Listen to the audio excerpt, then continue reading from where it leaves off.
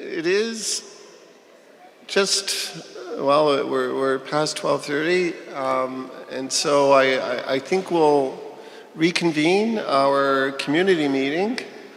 However, before we get into the issue of social, I believe one of our elders, Jesse Pullet, wanted to provide some comments about education as we discussed earlier. So I'd like her to provide that opportunity to Jessie if she's in the building. I seen her earlier, so. Yeah, my name is Jessie Denny, not Pullet. Okay, about education, I find it's our residential school that I was in. I'm a survivor.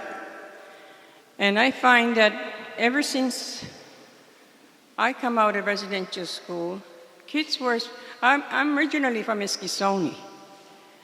And I grew up Mi'kmaq, and I spoke Mi'kmaq. I went to school in white school.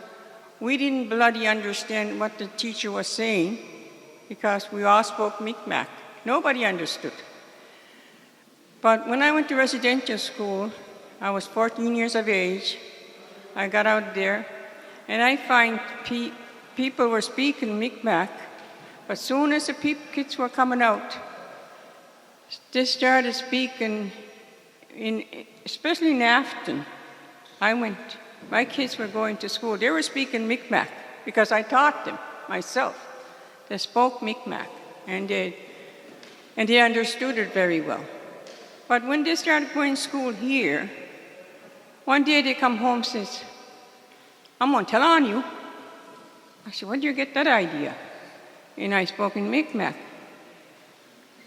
Kids, Mom, they come from school somewhere.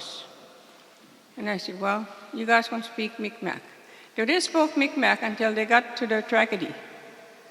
And they said everybody was speaking English.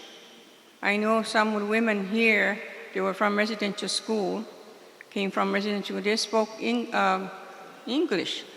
I lost my language at the time.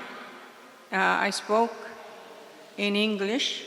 I understood English, but I couldn't speak it too well because I had a broken English.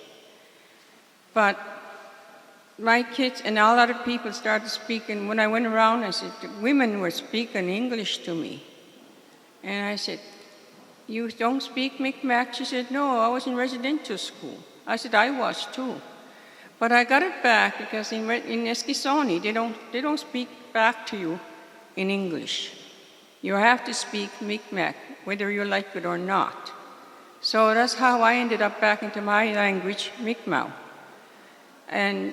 But my kids started going to school here. They started speaking English. I said, oh my God, I said, we're losing it. So eventually I spoke Mi'kmaq to them.